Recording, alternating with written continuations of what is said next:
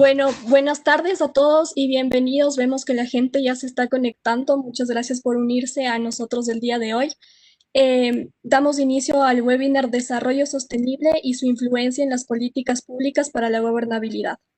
Muchas gracias en especial a UTPL, quienes hacen posible este evento. A continuación, quisiera darles unas recomendaciones generales. Los micrófonos de los asistentes estarán en mute para evitar interferencias. Sin embargo, podrán escribir todas sus inquietudes en la sección de preguntas y respuestas, así como también en el chat que estará habilitado para que puedan por ahí también dejarnos todas sus inquietudes. Al final del webinar se realizará un breve sondeo para medir la utilidad del mismo y no quisiera avanzar sin antes mencionar que este evento se realiza gracias a la plataforma de colaboración y videoconferencia Cisco Webex. El día de hoy tenemos dos invitados realmente importantes y que me da un gusto muy grande presentarlos. Ellos son Ricardo Dueñas, CEO de Grupo Ecos, quien será el moderador del evento, y Leonardo Izquierdo. Él es director del área administrativa de UTPL. Bienvenidos a ambos y muchas gracias por compartir este espacio con nosotros. Damos inicio al webinar. Ricardo, por favor, adelante. Muchísimas gracias, Nicole. Bueno, primero que nada, va a ser un placer tener este conversatorio con el director del área administrativa de la UTPL. Él es Gonzalo Izquierdo, es doctor en Ciencias Ambientales, tiene mención en Desarrollo Sostenible en la Universidad Técnica de Dresden, en Alemania, especialista en macroeconomía de la Pontificia Universidad Católica de Chile. Esa es la PUC, Leonardo. Así es, así es. La Pontificia Universidad Católica de Chile, especialista en gestión universitaria de la OEI en España y especialista en gestión del talento humano, economista de la Universidad Técnica Particular de Loja. Durante 13 años se ha desempeñado como profesor investigador universitario de programas de grado y posgrado, con experiencia en el área de economía, desarrollo sostenible, desarrollo rural, innovación hacia la sostenibilidad, economía circular, medio ambiente, gestión del conocimiento y desarrollo. Qué gusto, Leonardo, tenerte este día aquí. Bueno, para Ecos, como ustedes saben, este es un tema que nos apasiona. Siempre estamos mirando temas que tienen que ver con sostenibilidad y qué mejor verlos desde lo que se necesita cambiar. Vemos que la sostenibilidad lo que provoca, evidentemente, es el hecho de que distintas sociedades se vayan desarrollando de una forma con propósito, de una forma más ordenada, y que todos los actores que estamos en el planeta tengamos una forma de ver distintas las cosas. Entonces de ahí nace todas las iniciativas de sostenibilidad que se basan desde las iniciativas de responsabilidad social corporativa que habían en su momento, luego también las agendas que ha existido, la agenda del Millennium, luego pasando a la agenda 2030, la agenda de los Objetivos de Desarrollo Sostenible y esas 169 metas que han sido puestas por la ONU. ¿Para qué? Para que con esa agenda nos podamos direccionar, podamos ver cómo vamos disminuyendo las desigualdades, cómo vamos trabajando mejor en temas de derechos humanos, cómo vamos viendo temas que tienen que ver con consumo responsable. Cada vez los consumidores se vuelven más inteligentes, están viendo la trazabilidad que existe en los productos, las cadenas de valor que existen para sacar adelante las cosas, pero sobre todo disminuir desigualdades y lo que tiene que ver con la crisis climática. Entonces, empezando por ahí, sería bueno entender, y desde una perspectiva de desarrollo, porque también siempre hablamos de desarrollar, que significa ir desarrollando las distintas sociedades con las personas en el centro, con los diferentes grupos de interés que se desarrollen de una forma adecuada, no un desarrollo desordenado, y esos paradigmas que existen también en la economía de lo que está pasando con las desigualdades, por poner un ejemplo. Vemos un mundo y esto entra en una dinámica de romper ciertos paradigmas y de una economía que se entienda más humanista, de una economía que no tenga tanto un peso ideológico, sino que más bien sea muy pragmática, muy práctica. Tenemos, Leonardo, en el mundo muchísimas desigualdades y claro, y cuando queremos hablar de cambio climático, por ejemplo, de emisiones de CO2, de emisiones de gas metano, de temas de calentamiento global, cuando tienes 1.000 millones de personas que se van a dormir con hambre cada día en el planeta, 700 millones pre-pandemia y ahora con la pandemia esto se ha acelerado.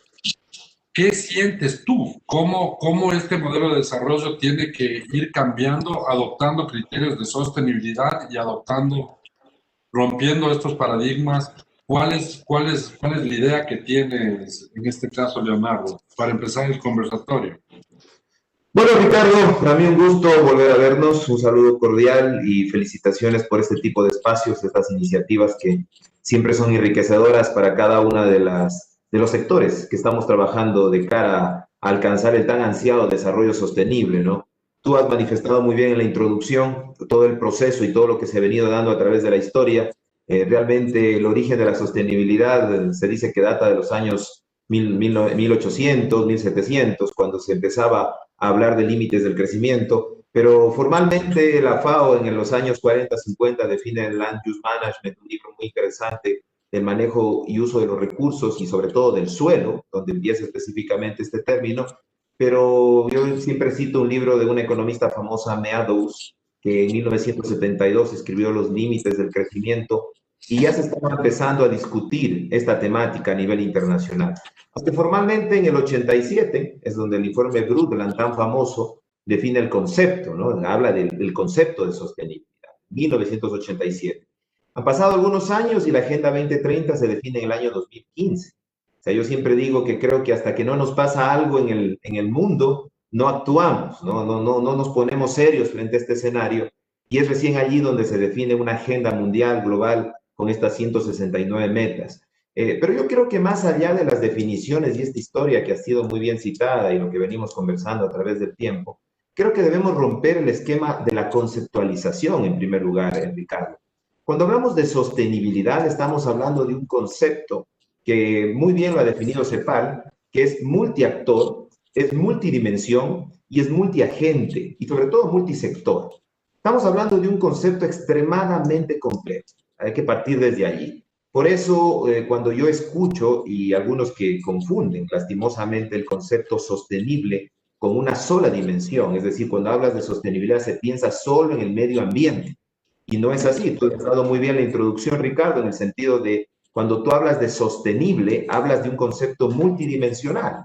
Estás hablando de que por un lado necesitamos crecimiento económico, por otro lado necesitamos una mejor distribución de los recursos de cara al involucramiento social. Por otro lado, necesitamos hablar del entorno medioambiental, de mantener los equilibrios ambientales. Y por otro lado, no nos podemos hablar del entorno, de la dimensión político-institucional, donde está básicamente todo lo que tiene que ver con gobernanza y gobernabilidad.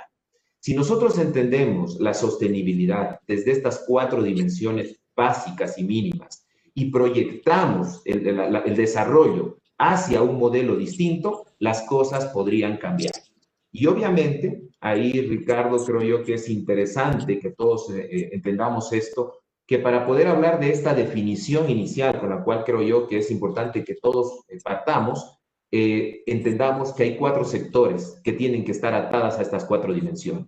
Estoy hablando del sector público, del sector privado, la sociedad en general y la academia. Si nosotros logramos cohesionar las dimensiones, los sectores, podríamos empezar a trabajar en la complejidad del sistema, que básicamente creo yo hoy en día tiene que estar enfocado en el concepto de economía circular. El desarrollo sostenible es un concepto tan amplio que por eso mismo es tan complejo y a veces ni siquiera lo terminamos de entender, pero creo que tenemos que ir asentando bases en estos esquemas que he planteado para iniciar nuestra conversación y basarnos en un modelo distinto en donde la linealidad se tiene que terminar y debemos empezar a discutir términos circulares, ¿no? Y ahí el sector privado, el sector público y la academia jugamos un papel fundamental. Porque si nosotros no planteamos alternativas al modelo de desarrollo actual, pues no voy a encontrar o no vamos a encontrar soluciones a la problemática, que no solo es nuestra, Ricardo, no solamente es del Ecuador, es una problemática global, pero sí les pido a quienes nos están escuchando, sobre todo en el país, que es una gran oportunidad. Pocos países tienen las ventajas que nosotros tenemos. Nosotros tenemos ventajas competitivas y comparativas. Y claro, allí hay algunas dimensiones que en el transcurso de este diálogo creo que las podemos ir desarrollando. Así es, Leonardo. Bueno, tú has citado un tema fundamental. Yo coincido contigo. Siempre digo que este tema de la sostenibilidad tiene que ser multiactor, multisector, multiagente, porque evidentemente la agenda así está construida. O sea, este es un tema que no solo nace de la conservación ambiental, no solo nace de la crisis climática, no solo nace de disminuir desigualdades, no solo nace de una sociedad vista desde la diversidad que tenga como consecuencia el hecho de eliminar cualquier tipo de discriminación, pero que sea inclusiva y que tenga una construcción colectiva como tiene que ser.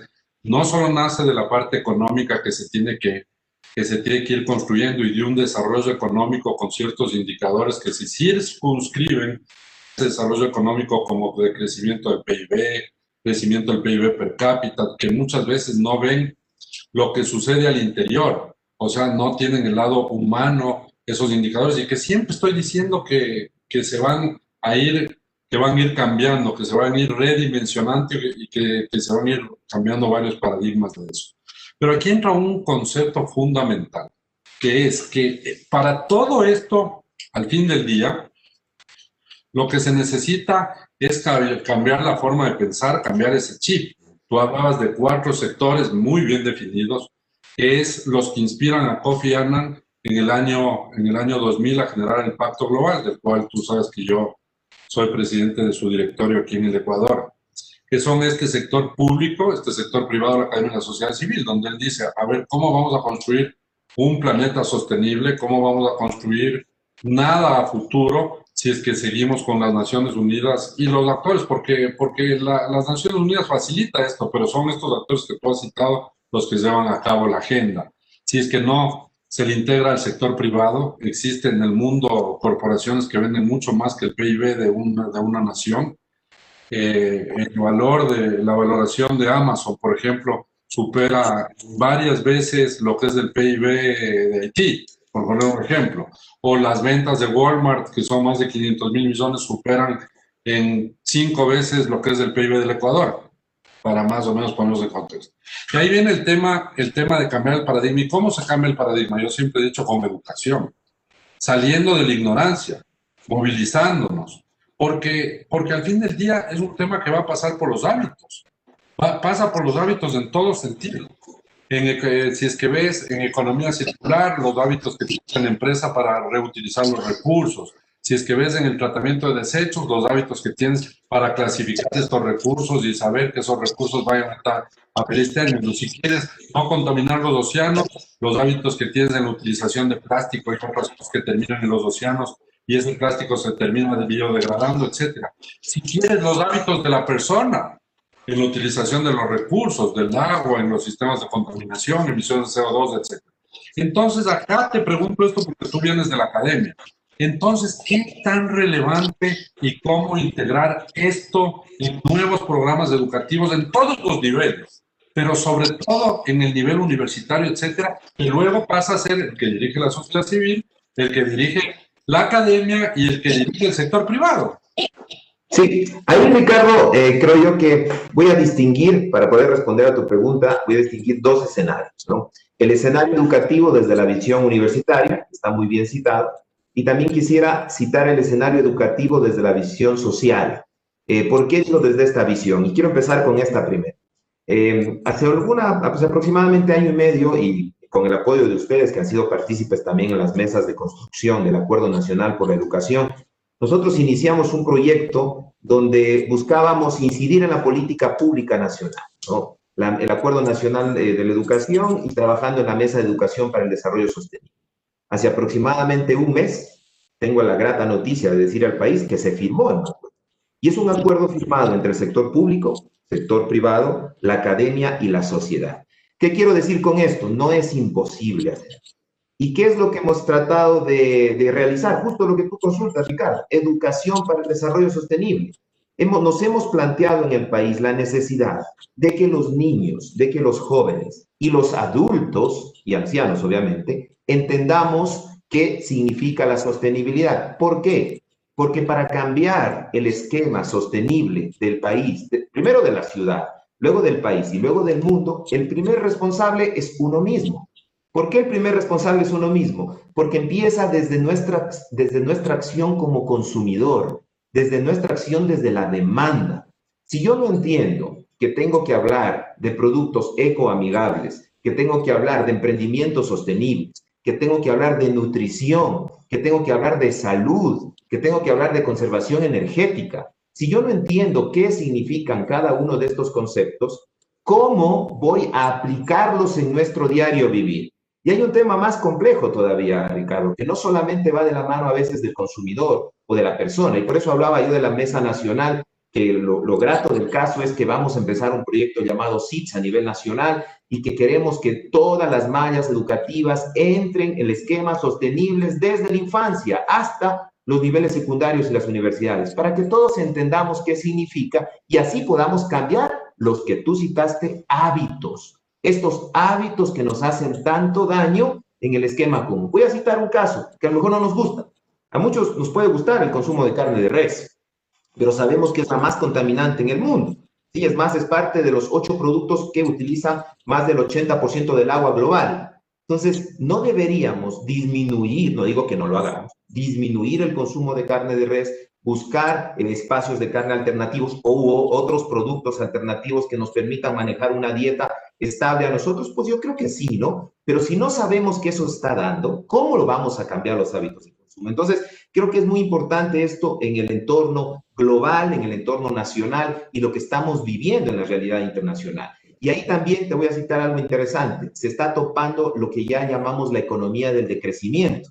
Kate Raworth a nivel mundial tiene una economía que le llama la economía de la dona, que muchos son hasta críticos, otros les parece gracia, les causa gracia, perdón, hablar de la economía de la dona, pero yo creo que es muy, muy básica, es muy interesante. Habla de 2 círculos, ¿no? El primer círculo pequeño, similar a una dona, que debemos cumplir las necesidades básicas de la población, y un segundo círculo, no pasar los límites planetarios. O sea, yo creo que esto resume bastante bien el esquema futurista de la sostenibilidad, que Red Bull lo ha expuesto, y Ámsterdam es la primera ciudad que está generando los primeros indicadores de la economía del decrecimiento, que no significa menos PIB, ojo, significa un nuevo PIB, es medir de otra forma el PIB para que nosotros metamos otras variables en este esquema, lo cual, si lo hacemos bien, nos permitirá mejorar la calidad de vida, y eso debemos entender. Y ahí sí quiero llegar al sector empresarial, que es el primero que debe entender esto. A veces el sector empresarial lastimosamente cree que el desarrollo sostenible no les va a dar beneficios económicos en el mediano y largo plazo. Al contrario, la demanda del mundo está cambiando y la oferta debe cambiar de acuerdo a la demanda. Post-COVID, aún más. Esta necesidad se vuelve implacable y yo creo que todos debemos ir hacia allá. Y el segundo tema en cuanto a la formación universitaria, en el tema de educación, estimado Ricardo, la universidad está trabajando en lo que le compete: docencia, investigación, vinculación, ¿no? Y la UTPL, a la universidad que yo me debo, le hemos puesto un cuarto eje, que es parte de nuestras líneas estratégicas: innovación y emprendimiento. La Universidad Ecuatoriana debe ir hacia allá. Y esta innovación y emprendimiento deben ser sostenibles. No podemos pensar productos nuevos que no vayan en este camino de la economía circular y de la sostenibilidad. Entonces, creo que ahí la Universidad Ecuatoriana y nosotros como UTPL estamos trabajando fuerte. ¿Por qué? En la docencia, en nueva oferta académica, por ejemplo, en temas de gobernanza, en temas de desarrollo sostenible, en investigación, debemos alinearnos a las políticas nacionales. En vinculación, debemos estar en los territorios. Por eso creamos programas para ir para allá. Y sobre todo en este cuarto eje, Ricardo, que creo que tú más que nadie conoces muy bien, la innovación y el emprendimiento. Estamos trabajando fuertemente allí, pero creo que no es solo tema nuestro, es un tema de articularse con el sector privado fuertemente, porque creatividad, ganas, existe. Lo que necesitamos es que el conocimiento se encarrile hacia la ciudadanía en general y los aportes privados lleguen para que esto sea un boom en el mediano y largo plazo. Así es.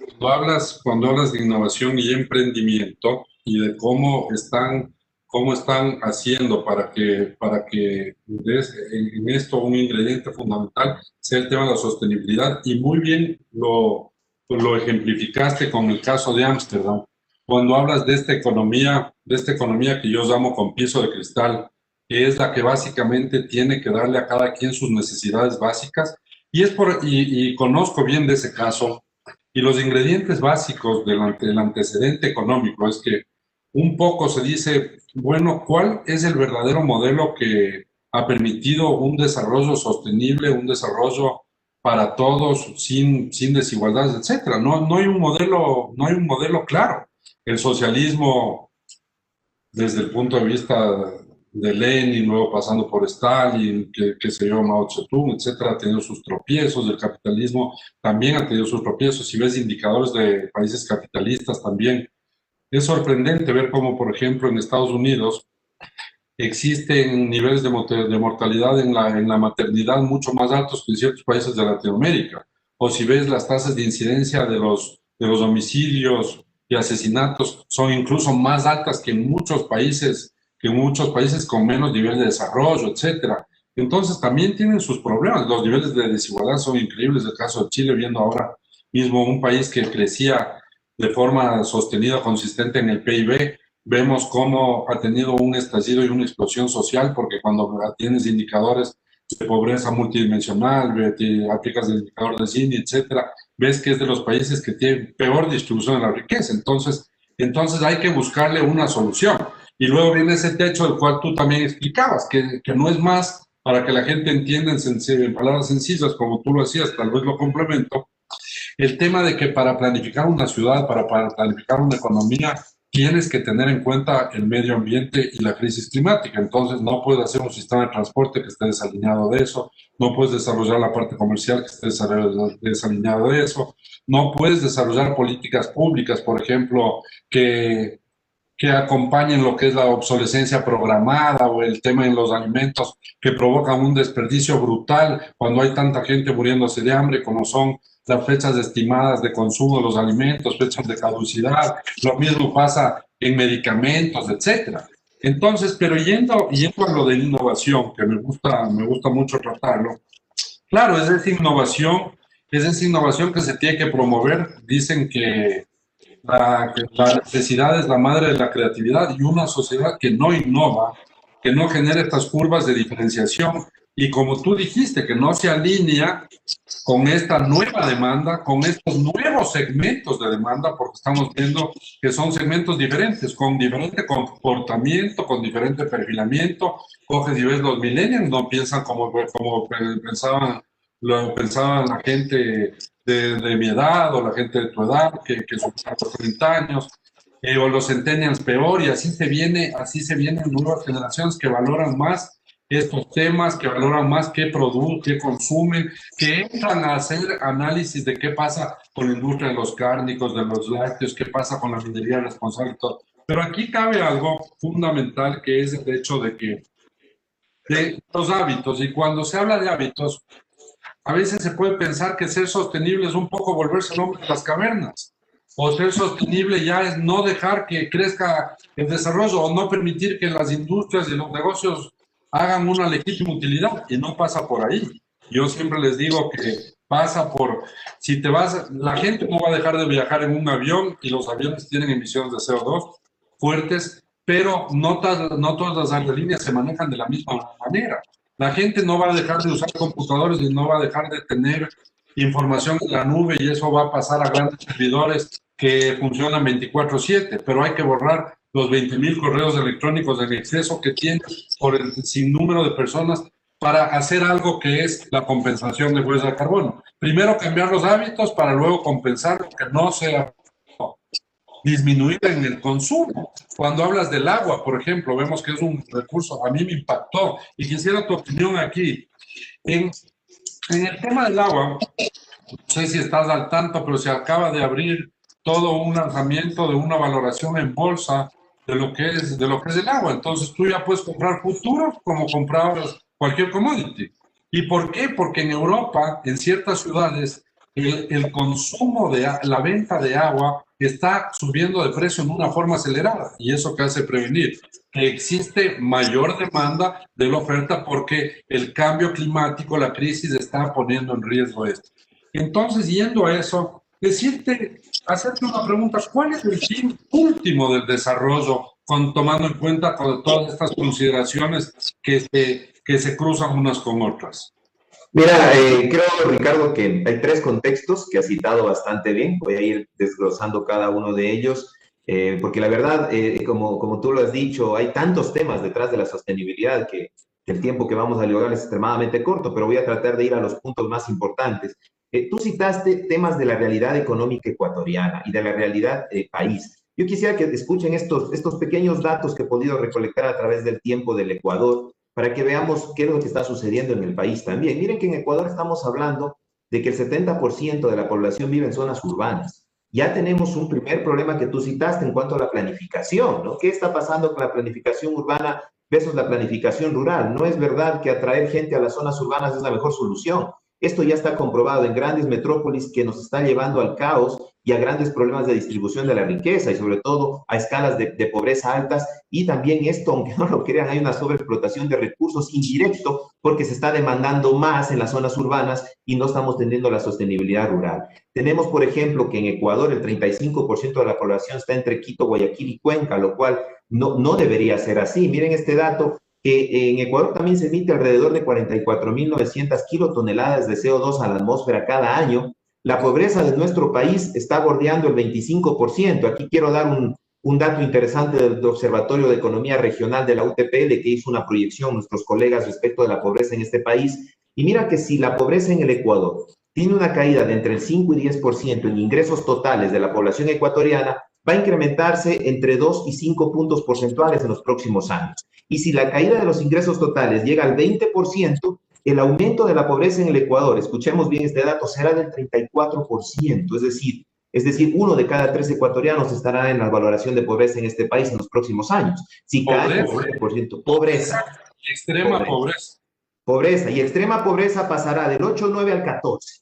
¿Ya? Entonces, miren estos datos que son proyecciones del Observatorio de Economía Regional de la UTPL, obviamente, pero que podrían darse si los ingresos totales de la población ecuatoriana caen.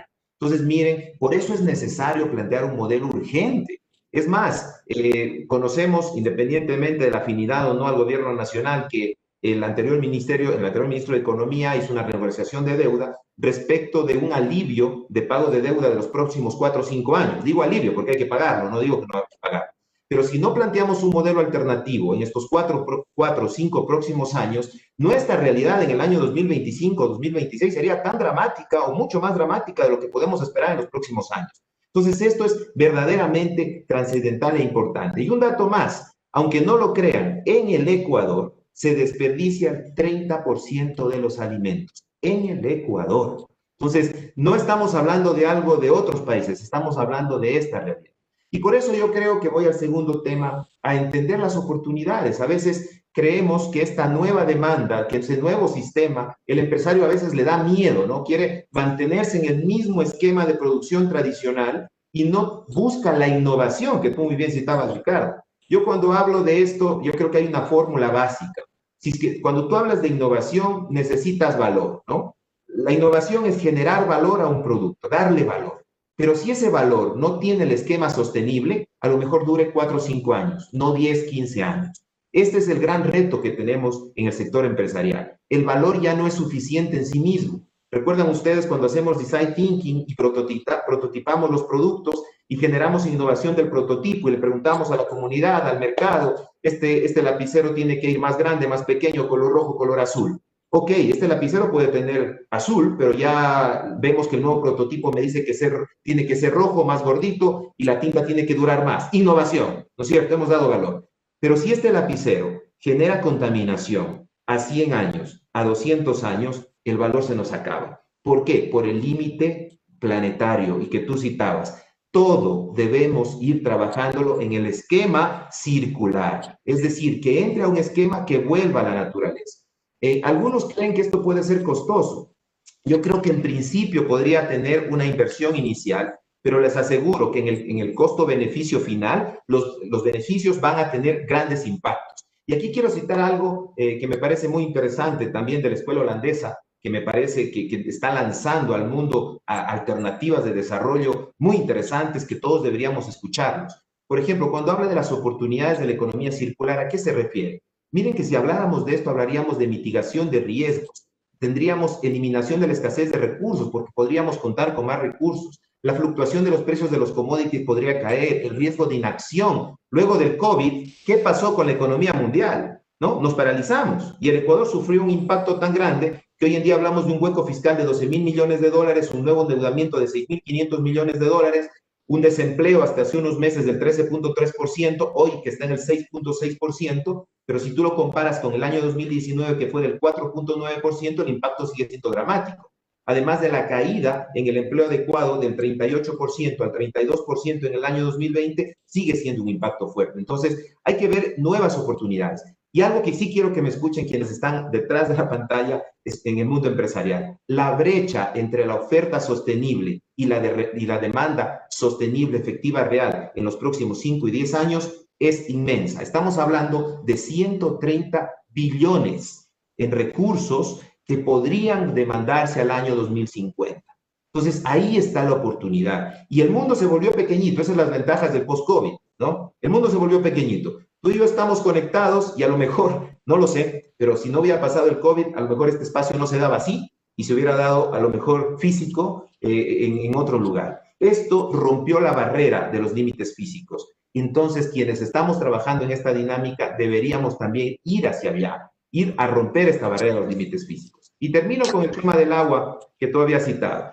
La cotización del agua entró al tema futuros, ¿no? No es cuestión de decir que mañana vamos a tener un costo del agua, hay mucha equivocación y mala información. Estamos hablando del segmento financiero, en la cotización de futuros, que muy bien se lo he dicho. Pero yo tengo ahí mis criterios y creo que ahí el modelo tiene mucho por hacer. Si estamos hablando de los límites de crecimiento y nos llamamos, yo he tenido formación en desarrollo sostenible, el agua, por ser un bien de acceso masivo y vital, no debería tener un costo, no debería tener un valor. Y ahí es donde debemos entrar en la política pública, porque no puede ser posible que esto se dé por la escasez. El mercado funciona como tú muy bien lo has dicho, Ricardo, demanda-oferta. Europa, África empiezan a tener escasez de agua y ya se cotiza. Pero no puede ser posible que en este caso estemos hablando de que un bien vital para la humanidad tenga que entrar a ser mercantilizado. Entonces yo ahí sí creo que volvemos a Kate Raworth, los límites del crecimiento, volvemos otra vez a hablar del esquema sostenible, volvemos a hablar de las necesidades básicas, hacia dónde debemos ir con estos criterios tan importantes que nosotros debemos ver, ¿no? Y tengo unos datos finales para esta parte del diálogo.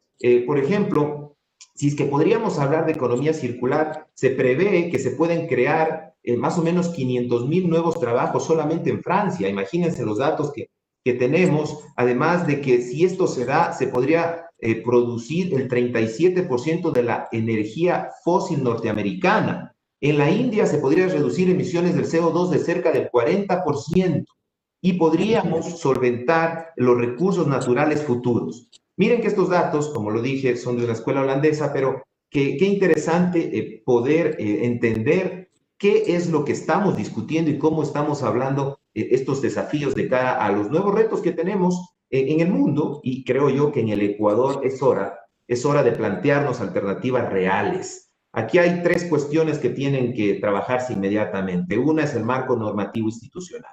No podemos seguir hablando de no tener una ley de política industrial de economía circular. Esto es básico.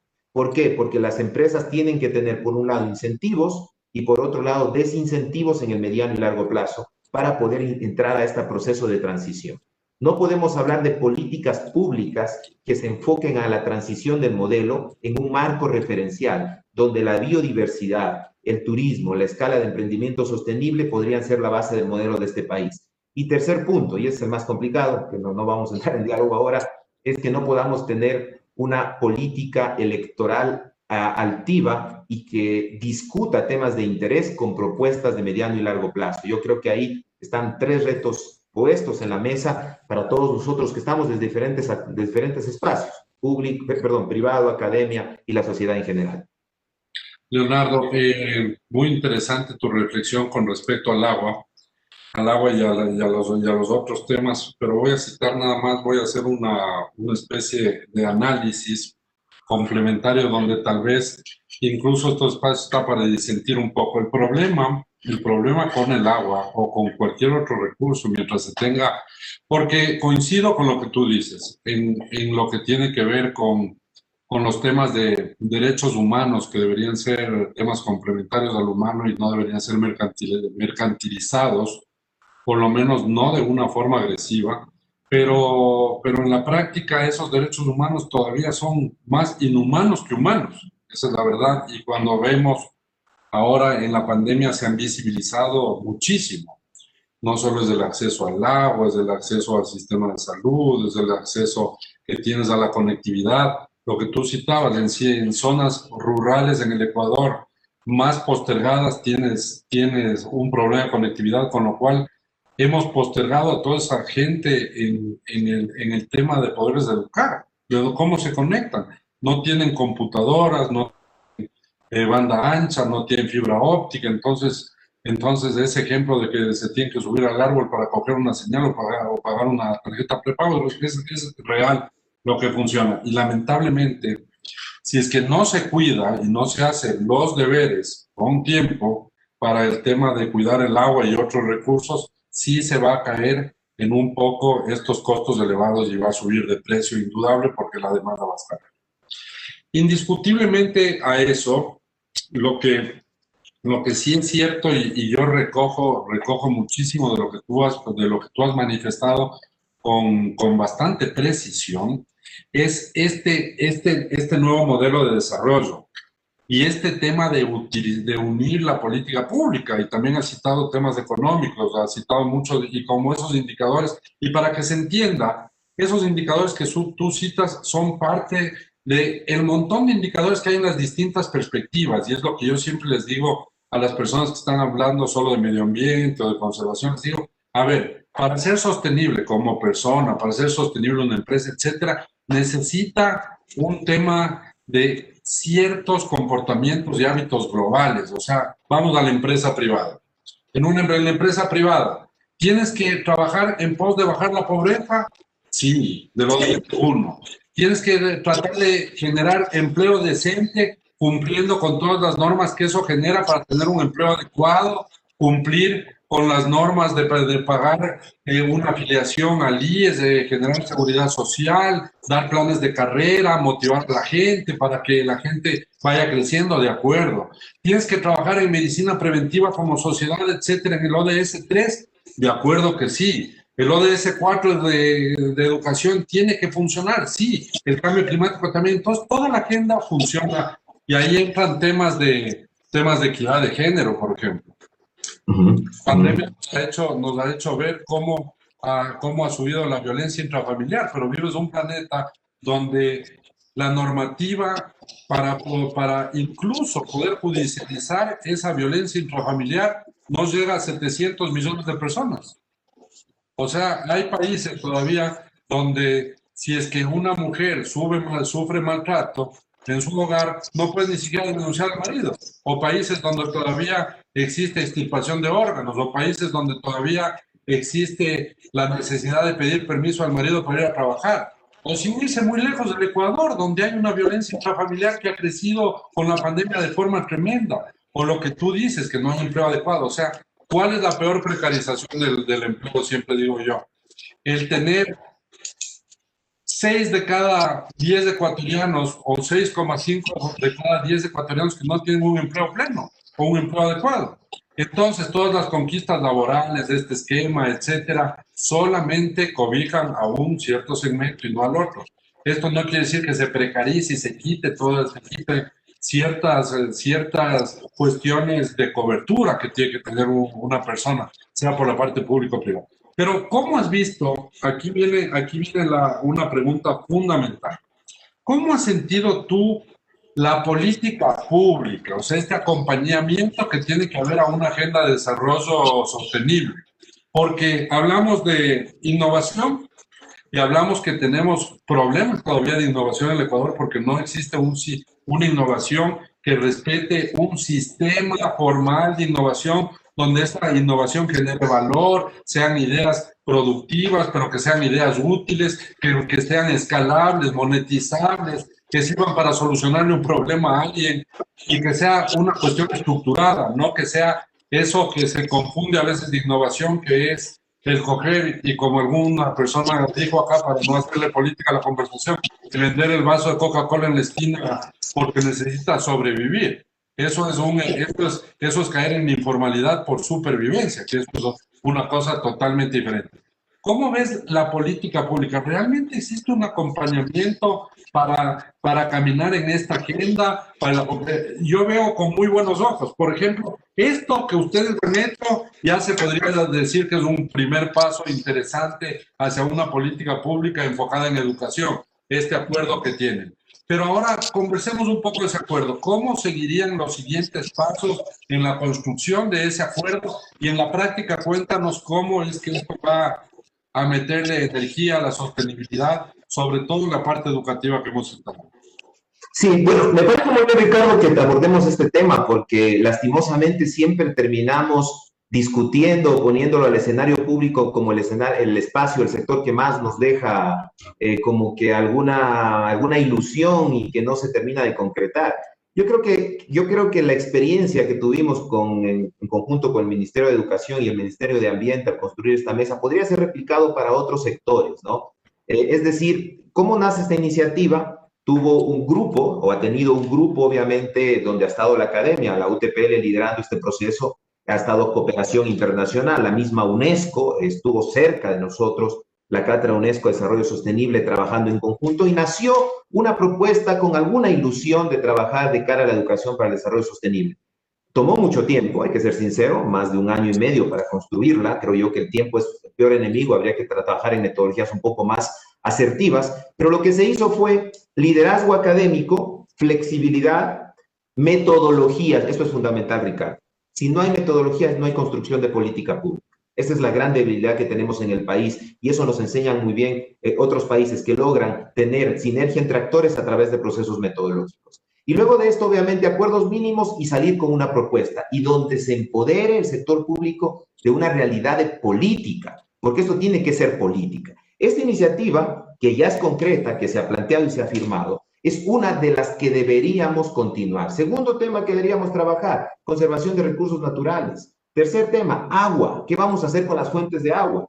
Cuarto tema, la que les dije hace un momento, que para mí es básica para la economía circular, la política industrial y economía circular de este país. Deberíamos tener acuerdos mínimos y a lo mejor nos tocaría hacer como hicimos con el tema de educación. A lo mejor deberíamos partir nosotros, ¿no? Academia, sector privado, sociedad, y plantear a través de mesas de diálogos para que el sector público lo empodere y lo pueda trabajar dependiendo de las realidades en donde se encuentran. Pero creo que son iniciativas importantes.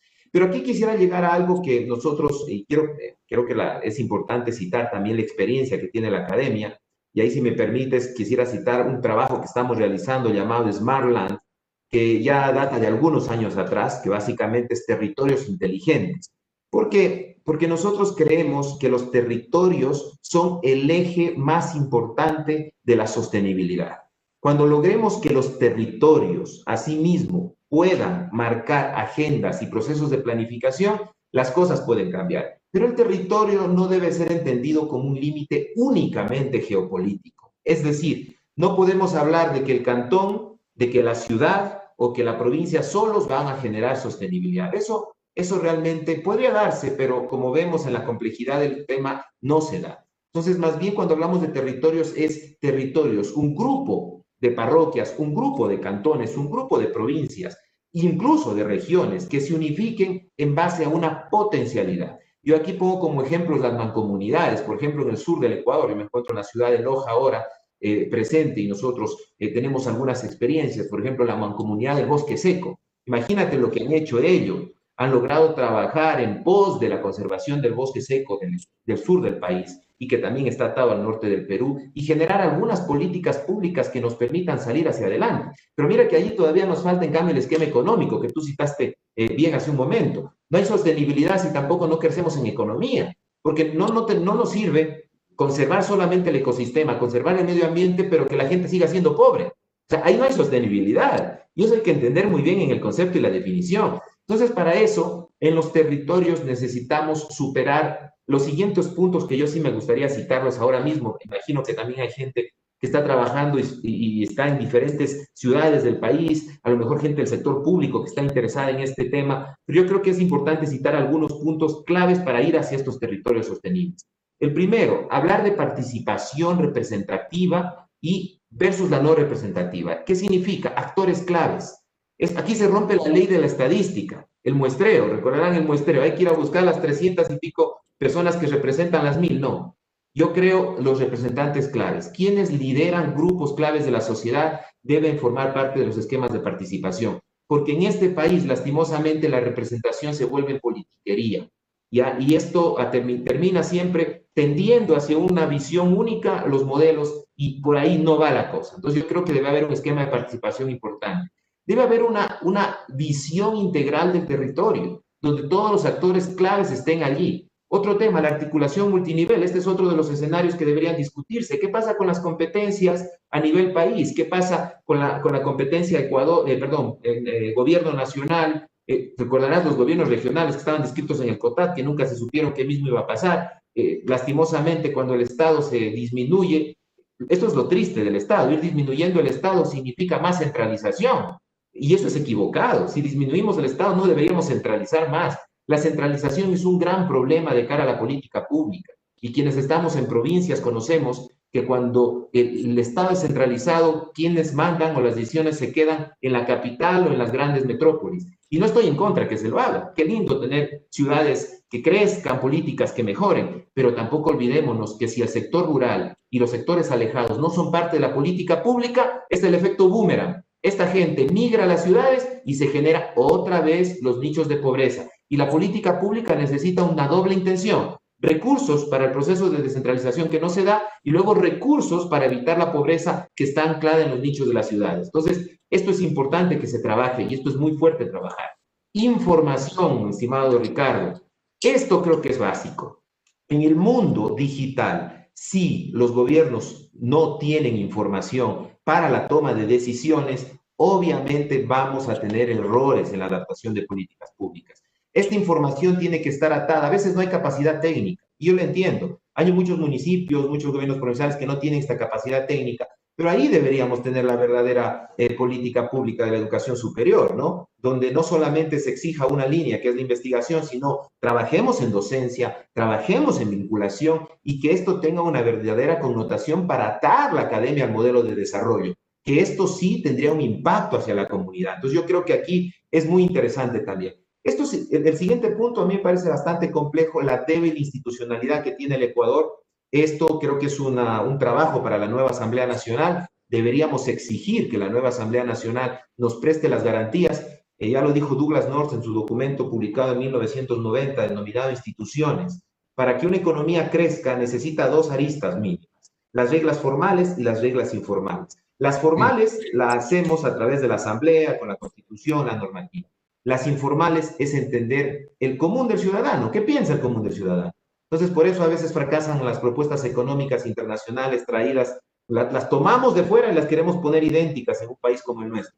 No es así. Y tú citaste también ejemplos. Ya diste una historia socialista, la historia capitalista, y ninguno de estos modelos ha sido el éxito a nivel mundial. Seguimos teniendo las grandes inequidades, así que creo que hay procesos fuertes de trabajo que debemos tomarlos hacia adelante. Y con esto termino estas ideas. ¿Qué es desarrollo? Porque a mí siempre me suelen preguntar qué es desarrollo. Es complejo dar este tema, pero yo siempre lo pongo como estilo de vida.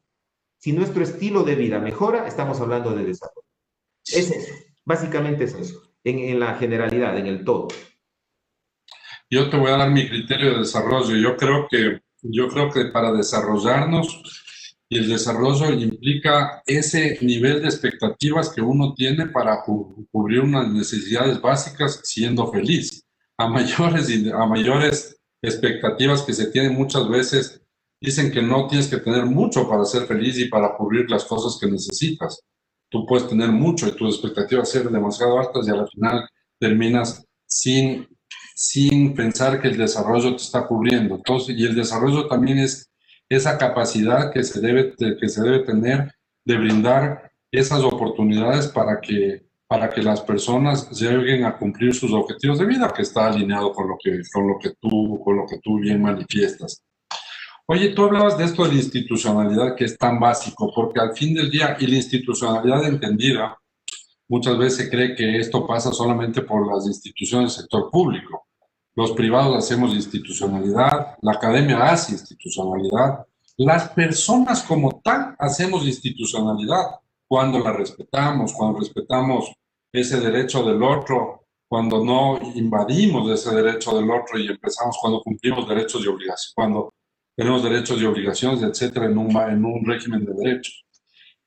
Yo sí creo que aquí está faltando el hecho de que exista una mayor unión. Con el Pacto Global tratamos de hacer eso, hemos lanzado un proyecto de líderes por los ODS, donde tenemos más de 140 instituciones trabajando en las mesas por los 17 ODS, pero, por ejemplo, cuando comparo con el resto de países, veo que existen ya muchos países donde la empresa privada está haciendo un reporte de sus avances en los KPIs, indicadores de sostenibilidad, en conjunto el sector privado con el público, y la academia ha tomado un rol fundamental en el levantamiento de información, en el manejo del Big Data, en el tema de investigación, en el tema de desarrollo de proyectos de innovación, acompañando el tema del emprendimiento, las ideas estas, trabajando con los startups, haciendo temas de aceleración, haciendo incubación, temas de fomento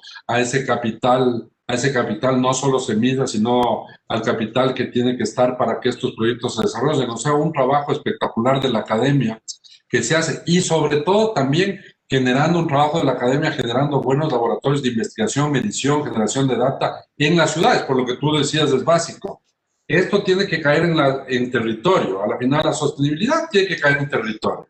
Todo cae en territorio. Es aquí, en las ciudades, donde tenemos los grandes problemas y los problemas concentrados cuando no existe una descentralización y cuando no se logra dar esa capacidad de cobertura de necesidades básicas ya de la migración. Pues todo pasa aquí. Ciudades mal organizadas, ciudades con infraestructura que no funciona. Ve tú, 2.000 millones del metro de Quito, ahí está, no tiene operador. Temas que tienen que ver con la contaminación, concentración de contaminación, calidad de aire que está destruyendo a ese alto número de habitantes que tú bien citabas hace un momento en las grandes ciudades como son Quito, Guayaquil y Cuenca. Y así, consumo, ¿dónde se da el consumo? ¿Dónde se da el desperdicio? ¿Cuál es la fuente básica de generación de todo lo que termina contaminando los océanos? ¿Dónde es que se da el manejo de energías limpias o energías que no lo son? ¿Dónde tiene que entrar toda esta dinámica? Entonces ahí entra el tema. ¿Cómo están trabajando ustedes desde la oferta académica, ya puntual, para mejorar estos temas? O sea, ¿cómo está? Porque tú hablabas hace un momento y con esto te doy la palabra, nos vamos a extender unos pocos minutitos para que nos puedas contestar con la tranquilidad del caso. ¿Cómo tú hablabas de la cuarta revolución, hablabas de conceptos como de todo ese costo de oportunidad que tendría entrar a producir productos sostenibles? ¿Cómo eso podría dar mano de obra importantísima, por ejemplo, en cambiar las matrices, el rato que tengas que poner energía con paneles solares, fotovoltaica, energía eólica, transformar muchos hábitos, muchos temas? ¿Cómo crees tú que eso tiene que venir a acompañar? Y cuéntanos, desde la UTPL, ¿cómo están haciendo este design thinking? ¿Cómo están haciendo este tema de formar de generar nuevas carreras distintas que no son las tradicionales? ¿Cómo están siendo disruptivos en este acompañamiento? Nos interesa saber.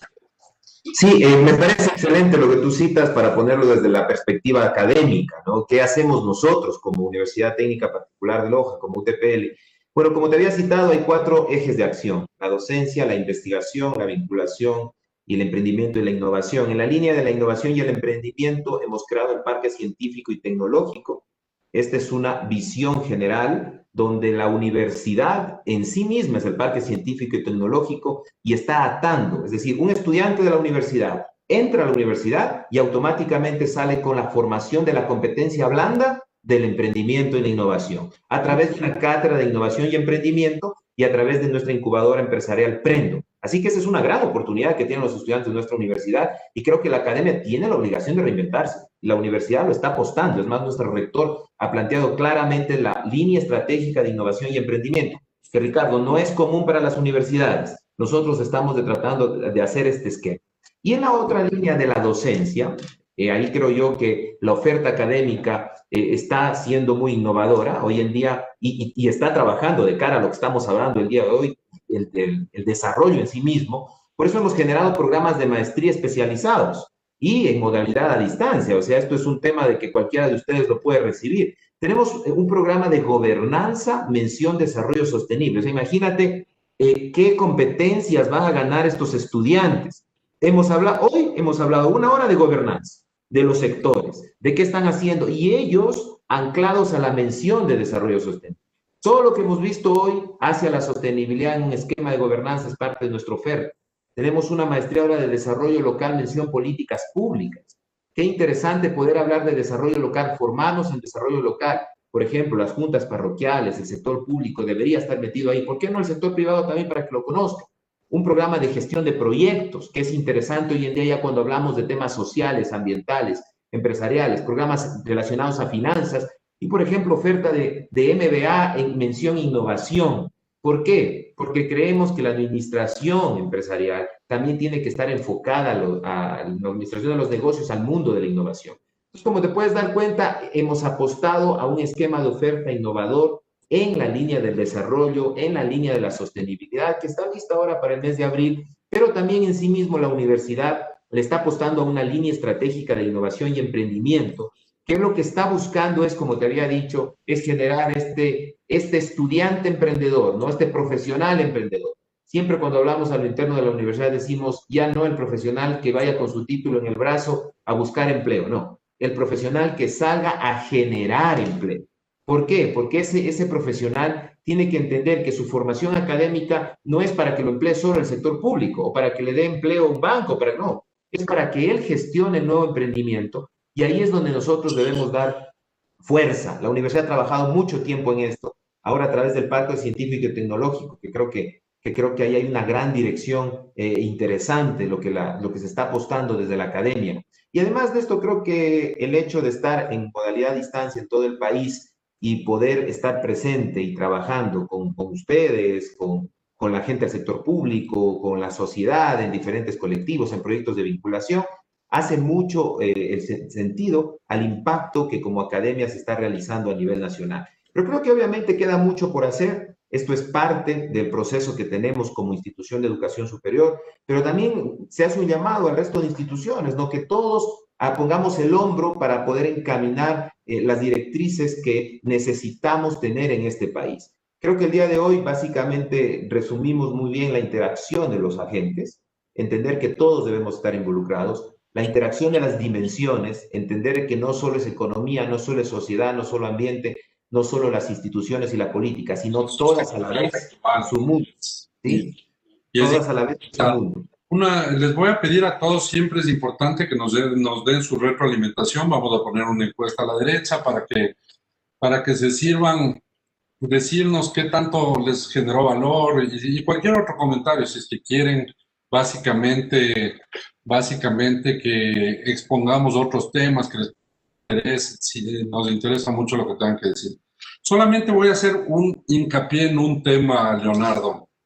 A veces se tiene este pensamiento utópico y nos topamos siempre con eso, donde se dice que hay que generar gente que vaya a emprender, a innovar, a generar negocios, nuevas cosas, nuevas ideas. Y yo digo, bueno, ¿y quién va a trabajar las ideas? Si todos son emprendedores, mañana no hay quien trabaje las ideas. En el fondo eso no va a pasar tanto. Lo que sí sucede es que las universidades y los programas como el que he visto que ustedes tienen y otras universidades, es que se tiene también un esquema de generar mucha gente que tiene gran capacidad para el intraemprendimiento y lo que es la intrainnovación. O sea, al fin del día tú puedes tener innovadores que sean súper ejecutivos de empresas multinacionales, nacionales. Nosotros cuando contratamos gente en nuestro grupo, permanentemente estamos viendo gente que quiera ser como dueña del negocio, que se quiere integrar y que luego quiera crecer y pase a ser parte inclusive de las acciones del negocio. Lo hemos construido de esa forma. Y es importante que la gente se dé cuenta que donde esté, sea en una institución pública, en una institución privada, sea que sea un ejecutivo, sea que sea un empresario, un dueño de un negocio, tengo un microemprendimiento, luego eso crezca, siempre estas competencias van a ser básicas. Eso creo que es fundamental decirlo. Agradecerte también, Leonardo, creo que nos dejas unos conceptos muy interesantes. Me ha gustado mucho esta dinámica de escuchar lo que están haciendo y agradecer a toda la gente que el día de hoy se conectó con nosotros. Así es que, Leonardo, hasta una próxima ocasión para seguir hablando de sostenibilidad, que es lo que realmente nos apasiona. Bueno, Ricardo, mucho gusto, muchísimas gracias y felicitaciones también por la iniciativa. Muy Creo bueno. que enriquecedora. Muchísimas gracias por el espacio, ¿no? Te agradezco mucho. Que tengan una feliz tarde. Buenas tardes. Saludos a todos igual.